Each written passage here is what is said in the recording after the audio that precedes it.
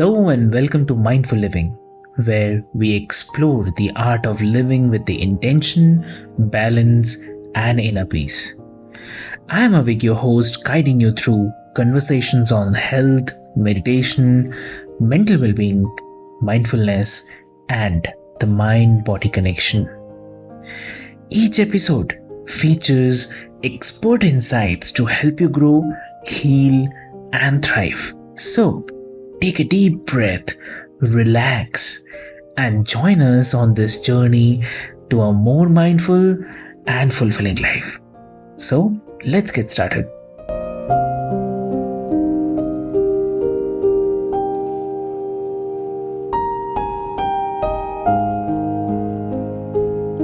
Hello and welcome, listeners, to the Mindful Living podcast with your host, Sana. Today, we are thrilled to have an exceptional guest with us, Bob Martin, a man whose life journey has taken him from being a successful criminal trial lawyer to a meditation teacher, professor, and mindfulness coordinator at Elon University. Bob's spiritual path has been influenced by diverse traditions, including Taoism, Buddhism, and Christianity, and his experiences studying under Master Ching Ni from the Shaolin Temple. He has had an extraordinary life marked by deep spiritual insights, personal challenges, and a passion for teaching mindfulness. And in this discussion, we'll dive into what meditation truly is and isn't, the power of going with the flow, and how we all can take care of ourselves while serving others as well. So let's dive in. So, Bob, welcome to the show, and it's an absolute honor to have you with us today. Oh, thank you so much for having me. And even before we begin, let me just thank you for the work that you do in organizing this podcast. You know, it's a lot of work to put together a podcast, and it is a good example of taking care of yourself while serving others. So thank you for what you do. Thank you so much, Bob, for those kind words. Thank you. Okay, so with your varied career and spiritual journey, can you share what initially drew you to meditation and mindfulness? Well, it was a long and winding road, and of course the particular facts of my story are unique, but the path was very common. I was a person that was driven and a bit arrogant, and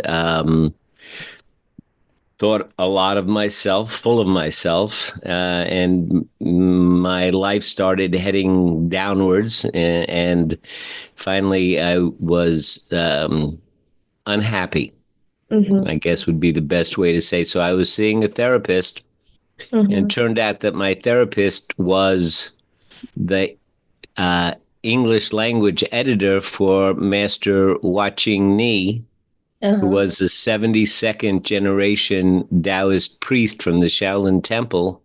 And Uh-huh. I had never had any kind of upbringing in a spiritual tradition. And so I was introduced to Taoism. And through Taoism, I found that there actually was an owner's manual for living. Wow. Uh, and it didn't require me to believe in anything that was other than supernormal. Mm-hmm. And I took to it. I moved to another part of the country where there weren't any Taoists, and so I became involved with Buddhists. And Buddhist meditation is a big part of the practice, and that's where I was introduced. It took me a couple of years of fits and starts before I found a good coach. And with that coach, I developed a practice. And as my coach told me, the practice will teach you everything that you need to know, and it did. So eventually, I became trained as a teacher, and I have the wonderful privilege of seeing change occur in people. Mm-hmm. Great. That's really, really transformative, Bob. And many people have misconceptions around meditation. So, in your experience, what is meditation really about? And what common myths do you often hear? So, I guess one of the best ways to understand what meditation is by understanding what it is not. Mm-hmm. So, it is not about emptying the mind. It is not about becoming free of thoughts. It is not about seeking peace and calmness and tranquility and things like that are kind of tinkle tinkle hippie, tree hugging kumbaya. Yeah. But you will get those benefits, but it's not about looking for those benefits or trying to obtain those benefits. They come about almost as a side benefit. What Mm-hmm. meditation is about, it's kind of a very active practice of taking the time to think about your thinking, to watch your thoughts, to sit and perhaps if I explain the basic instructions, Mm-hmm. what we do is we form an intention to put our attention Mm-hmm. on something. It could be a candle. It could be the rise and fall of your belly. Mm-hmm. It could be the physical sensations that you are experiencing. But mostly we say use your breath because your breath is always with you. No matter where you go, your breath is with you. And if you ever want to meditate on a bus or anywhere else, your breath is there. So we say that's a good thing to form an intention to put your attention on. And the moment you do this, your mind will go off and start thinking about all kinds of crazy things. Things like, what you said to that person yesterday and what you're going to make for dinner. And did you leave the door open and all things like that. And most people feel that they're doing it wrong when their mind wanders. Yes. But in meditation, the healing comes in noticing that your mind has wandered and kind of waking up from it. Have you ever had the experience of listening to somebody and then all of a sudden you notice that you're not listening anymore? Yeah, several Yeah, times. many times, right? Yes. And when you notice that you're not listening, it's Mm-hmm. kind of a little bit of a startle. You Yeah. kind of like almost like a little shake of your head. Yeah. Yeah. That's what we call waking up. Oh. See, you had drifted off into the default mode of the mind wandering, and you were thinking about all kinds of random thoughts. But Mm-hmm. then you wake up for a moment. Mm-hmm. So that's exactly what the process of meditation is. You wake up, and then at that point, you reform the intention to put your attention back on your breath and gently, non judgmentally just return and begin again Uh-huh. and wander and notice and begin again and wander and notice and begin again. Uh-huh. And in the process of doing this, you begin to learn one, what it feels like to wander, what it feels like to wake up, what it Mm-hmm. feels like to notice your thoughts. And you start to develop a skill where you can experience all that life has to offer while at the same time watch yourself experiencing all that life has to offer. Mm. You can be, you might be angry. Mm-hmm. Once you've developed the skill, you might become angry. And at the same time, you're watching yourself be angry. Now, from the place of being angry, you have emotions and physical sensations. Mm-hmm. But from the place of watching yourself be angry, you are much calmer and much more objective about it, where you can say, Hmm. I wonder if doing that is being helpful or it's not helpful. And over time, you begin to notice the things you do that aren't helpful, and Mm-hmm. they kind of bubble up and disappear like vapor off water. Not because you try to make them go away, they just go away. Got it. That's something really very different from the usual information or details we see around meditation. Great, that's really great. So you also mentioned the importance of going with the flow. So could you explain what that means, especially from perspective of Taoism, and how it can help us in our daily lives? Mm-hmm. Sure. So, from this place of gaining the skill of actually watching your thoughts and watching what's going on, when you're doing that, you're very much in what we call the present moment. Uh-huh. Most of the time, we walk around in a fog of rumination, thinking about the past, or projection, thinking about the future. But Mm-hmm. when we practice, we're actually looking at our thoughts occurring in real time, and we're waking up from the default patter of our mind. Uh-huh.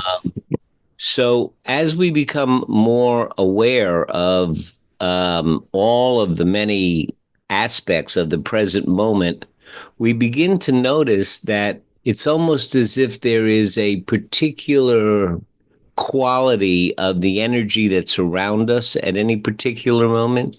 Mm-hmm. Like sometimes you'll notice that there are times when it seems like everything's working well for you, and you can make great progress in Yeah. doing things, and everybody's listening to you and everybody's cooperating with you. Well, that's a certain kind of energy that's in your life. Then there Mhm. are other times when it seems everything's resisting you. It's Yes. just, you can't seem to get anything done. Right. So as you begin to become more observant of the present moment, you begin to notice all of these different subtleties of energy, times to retreat, times to make progress, times to simply wait, times to create community, times to be alone. Mm-hmm. There's all these subtle energies that you'll notice, and you'll start to notice which ways are helpful in being who you are Yeah. in those energies. Like if nobody's listening to you, then perhaps the most wise thing you could do is stop talking. Correct. Uh, but not only stopping to talk, but this is a wonderful time to think about what you are going to say when the time changes and Yeah. people are listening to you. So that's what I call going with the flow. Going with the flow is to be able to recognize what's going on around you, what the subtlety of the energy around you is, Mm-hmm. and then aligning yourself with that energy so that you live effectively and efficiently, and you are more like going downstream than trying to paddle upstream. With the understanding that even going downstream, you have to still guide the raft. You have to watch out for rocks and not want to run aground, and you still have to guide, but it's a lot easier to go downstream than it is to go upstream. That's true. Lovely. That was a lovely explanation, Bob. And how do you balance the practice of mindfulness while being in service to others, especially given your background as a lawyer, then social worker, and also a mindfulness coordinator? Mm. So, in the Christian world, there is an expression called thin places, thin places, Mm-hmm. and those are those times and those moments when you feel there is only the very thinnest barrier between you and the divine. Mm-hmm. this might happen at a beautiful morning or sunset or at the top of a mountain when all of a sudden you kind of forget yourself. Mm-hmm. You feel like you're connected with everything around you, and you can almost reach up and touch the face of God. Mm-hmm. Uh, so we've all experienced that, and that's, I mean, is connection. Some people may experience it in prayer. Some people may different ways. But anyway, that is connection.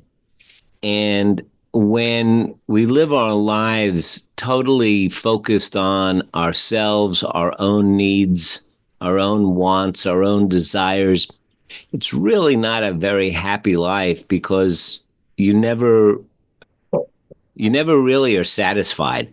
Yes. There's always something else that you want, and when you get that, then there's something else that you want. In Buddhism, they say there are three poisonous roots. Those roots are wanting, Mm-hmm. becoming greedy. So I see it, I want it, I want more. Then there's not wanting, like I don't like it, get it away from me. I don't like that person, I don't like that food, get it away from me. Mm-hmm. And then there's just simply ignorance. I don't understand what's happening. I don't know how to work with it. So I will wind up hating it or just falling asleep. And they say that there are three sweet fruits that are the antidotes to the three poisonous roots. And those things are generosity, Uh-huh. which battles wanting. Mm-hmm. There's compassion, which battles hatred. And there's wisdom, which battles ignorance. Hmm. So if we look to cultivate those things, we find that the easiest way to do that is through being of service to others, having a purpose, a meaning in life for something that's greater than yourselves. And ultimately, it's not about being good or bad. It's Mm-hmm. not about going to heaven or hell. It's Mm-hmm. about the fact that when you practice these things, you simply become more happy. People that are generous and compassion, they tend to be happier and more satisfied with life. And so, uh, taking care of yourself, being compassionate, with your own faults, while at the same time being of service to others is a very, very powerful combination that teaches these three sweet fruits and Mm-hmm. leads to a happier, more satisfied life. Hmm. This is really, really profound. Really profound. And Bob, you have had the opportunity to study under Master Changing Me, a Mm-hmm. second generation Taoist master. So, Mm-hmm. how did his teachings influence your understanding of mindfulness and universe?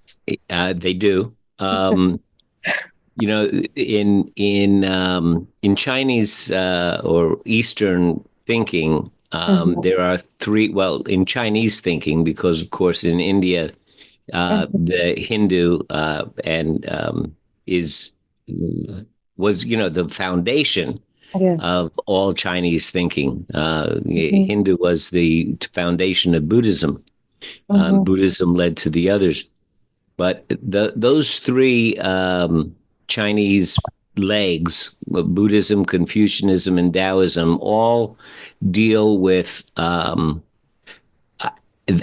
how the wants and desires of life interfere with our happiness, mhm, and how to accept them and deal with them.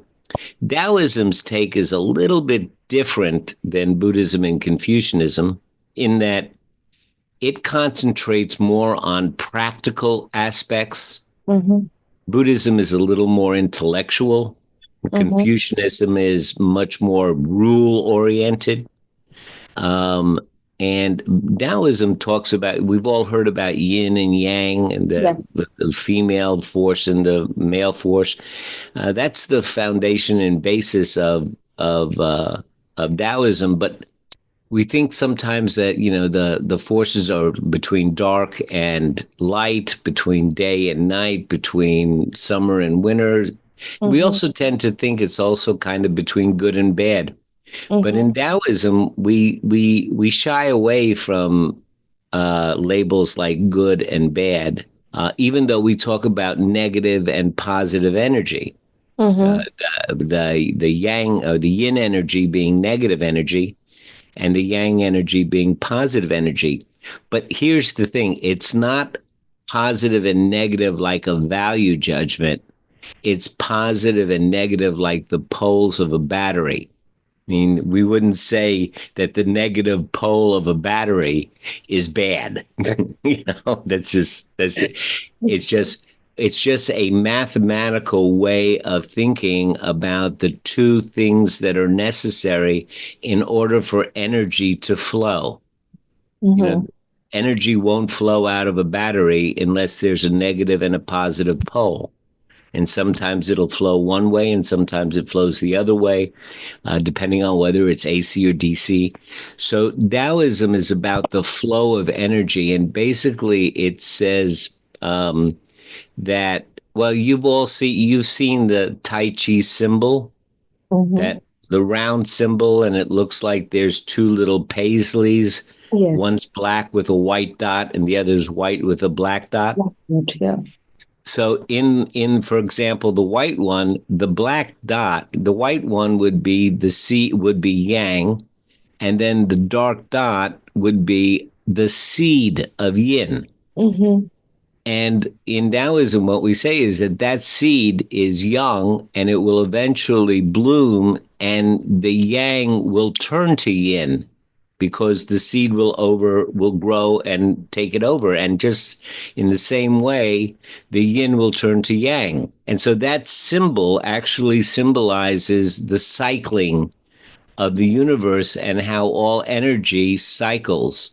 So day turns to night and night turns to day and summer turns to winter, and Mm-hmm. all of life is cycling. And what Taoism does to make it practical, and Mm-hmm. what we don't often think about, is that not only does day turn to night, but good times always turn to bad times, and bad times always turn to good times. And the proof of it is your own life. You know that you've been in good times and bad times, and they've never lasted. They've always changed. So, one of the tenets of Taoism is to understand the flow of the energy. And when you're in bad times, to have the faith and confidence that they're going to change to good times. And when you're in good times, to harvest and save and prepare yourself, make sure that you put some stuff, some nuts in your bank so that when it does turn to bad times, you're prepared for it. And Yeah. when you're in bad times, not to despair, but to know that if you just have the patience to wait, it'll turn to good times. And in that way, you can have a much more satisfying life without it being a roller coaster. Absolutely. Beautiful. That's really beautiful, Bob. And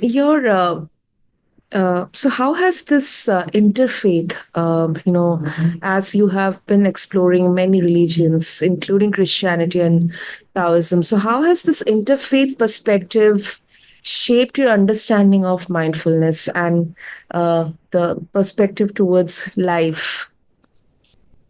Hmm. Um, that's a good question. I remember speaking to Master Nee once, and we were all fascinated with him. He was probably the happiest human being that I've ever known. He was always giggling, Okay. uh, and and if we played the game of hide and seek, Mm-hmm. you never could find him. Wow. It was, and he was at the time that I studied with him. He was in his 70s, and he was as flexible as a baby physically. He could sit back on his heels for hours. But anyway, one time we asked him, Master Nee, what is it like to be you? I mean, what is it like to be inside your head and the like? Mm-hmm. And he said, no rehearsing thoughts, no rehearsing thoughts. So, we, of course, asked him and pushed him a little bit. And he explained to us that when you practice long enough, Mm-hmm. you don't have any thoughts about what you're going to say or what you're going to do. You simply respond and things come up automatically. And we can tell you that whatever came out of his mouth was always the perfect thing that needed to be said. And yet he didn't ever think about what he was going to say. Um, so that is what he always called having mastery in life. And he always seemed to know what was going on with us. Mm-hmm. Um, and I think in the practice of meditation, begin to, you certainly learn without any question that you are not your thoughts. Yeah. You are the creator of your thoughts. You are sitting on the bank of a river, and there is a stream of thinking that you're watching go by. And in that stream, there are leaves and sticks. All of them represent the individual thoughts that are carried on the stream of your thinking. And Mm-hmm. you sit and you watch all of that go by.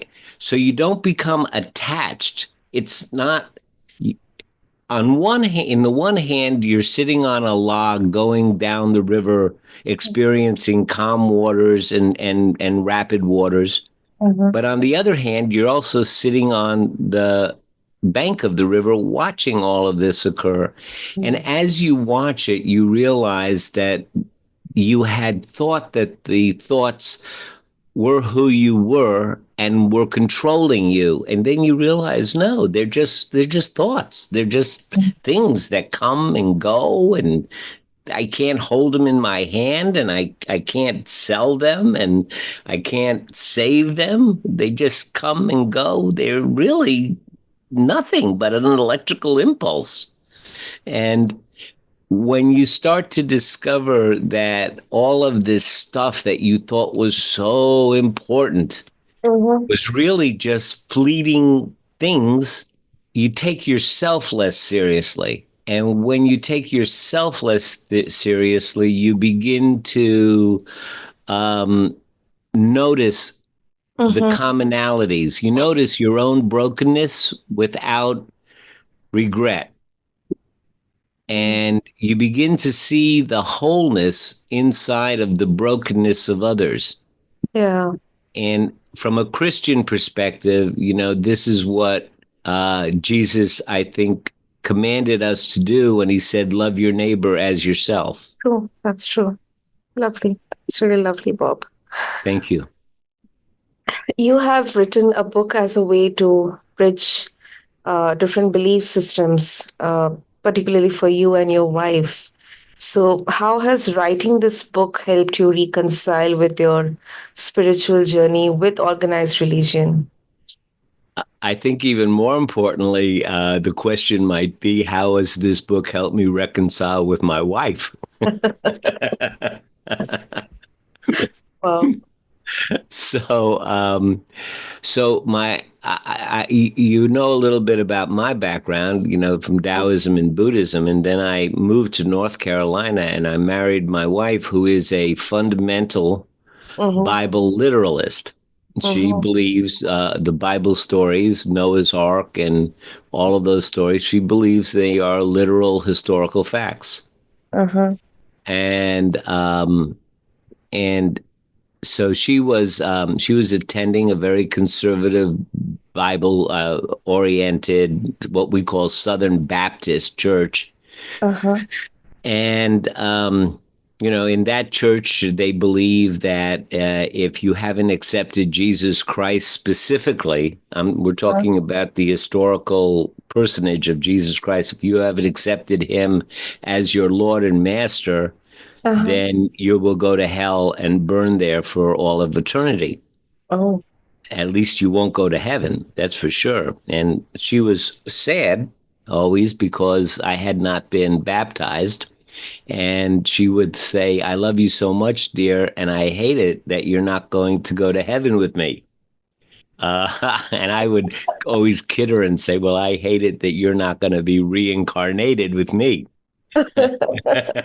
And she slapped me when I said that.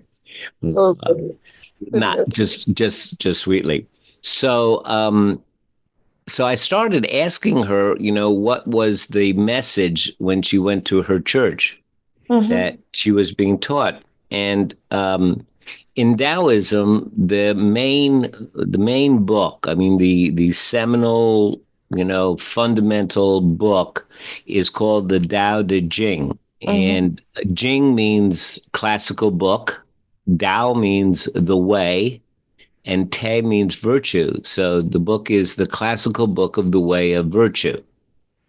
And it is 81 very, very short, less than a page chapters Mm-hmm. with I guess, almost something like a poem on each one that teaches about the virtues and the best way to live life so that you live an effective, efficient, and satisfying life.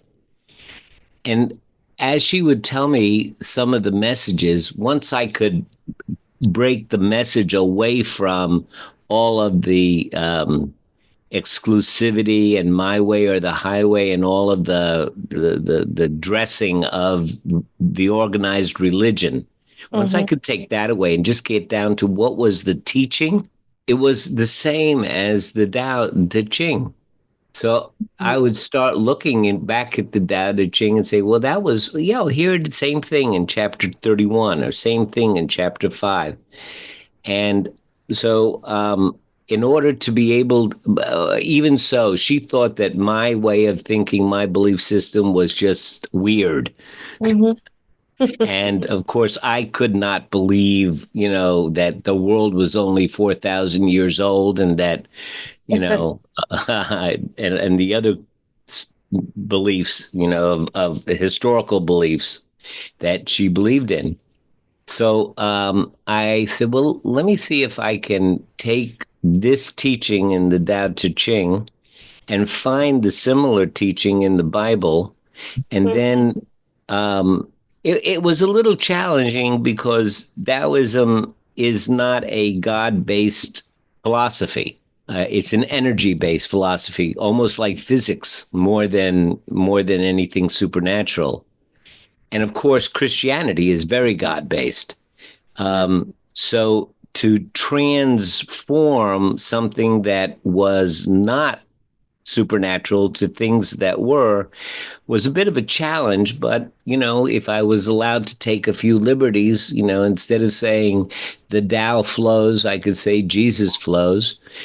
If I'm permitted to do that, then I could kind of take what I found in my system of beliefs and put it into her language, the words of Christianity.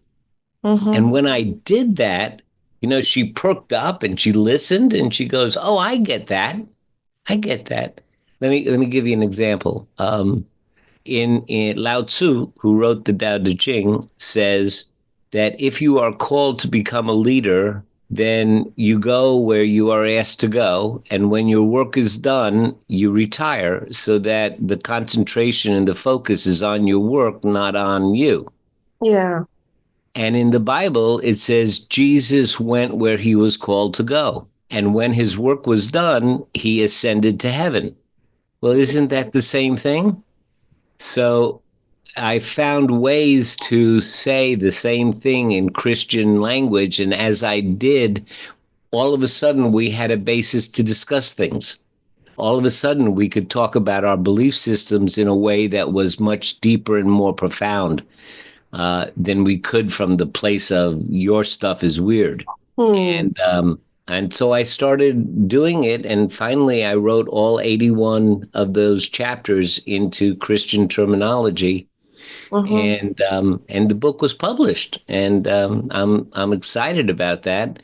And I am getting letters from people all over the country and even from other countries now telling me how it has restored their love of the teachings of Jesus because it took it out of, what organized religion has done to those teachings.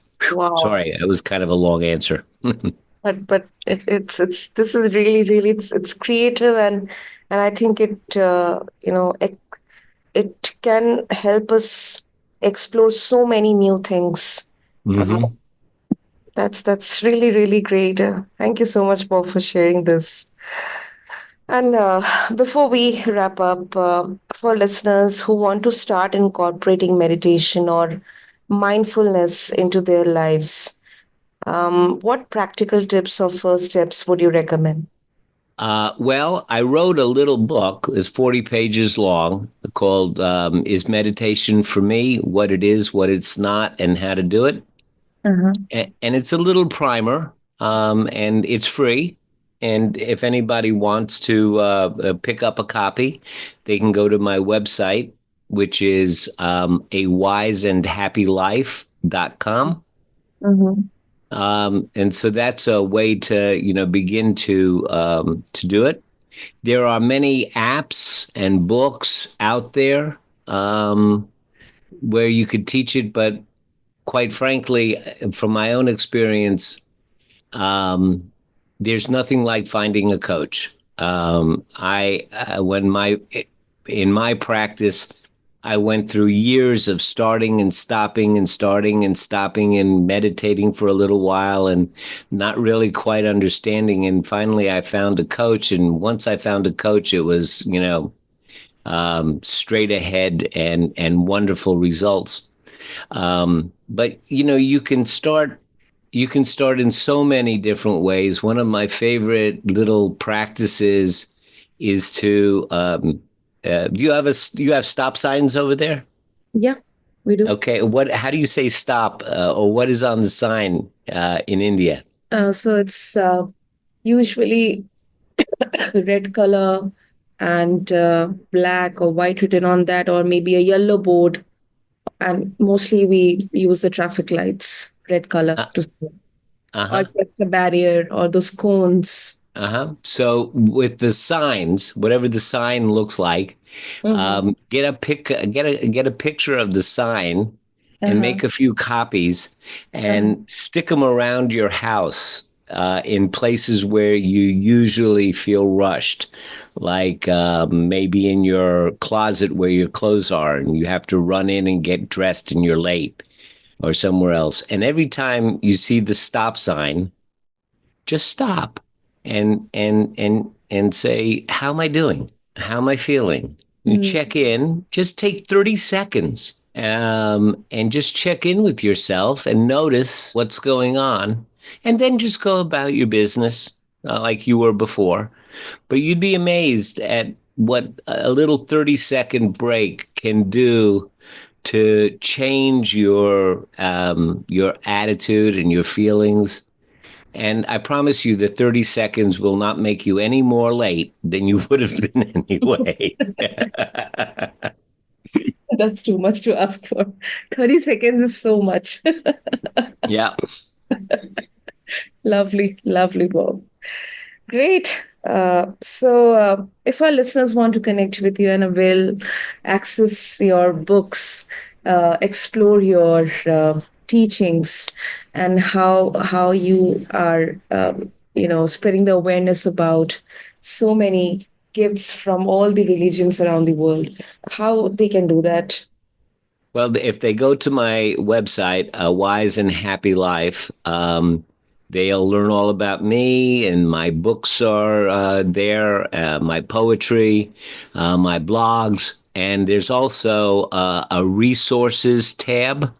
And on that resources tab, I have about 56 gigabytes of videos and audios and documents and instruction sheets and things like that, and books and recommendations for books and PowerPoint presentations and all kinds of stuff that you can freely download. Lovely. We'll mention all the details in the show notes for our listeners. And Bob, thank you so much for sharing your profound insights and experiences with all of us today. And I must say, your journey through life, especially spirituality and mindfulness, is it's truly inspiring and very profound. And so, thank you so much for coming on the show. And thank you so much for having me, and thank you for what you do. Great. And listeners, for all of you, if you want to learn more about Bob's work or his book, be sure to check out the links in our show notes along with this episode on your favorite podcast platform. And as always, thank you so much for joining us here on this journey on the Mindful Living podcast. And remember to take care of yourself, stay present, and be mindful, and also take care of others as well, especially your loved ones. So until next time, I'm your host, Sana, wishing you peace and balance.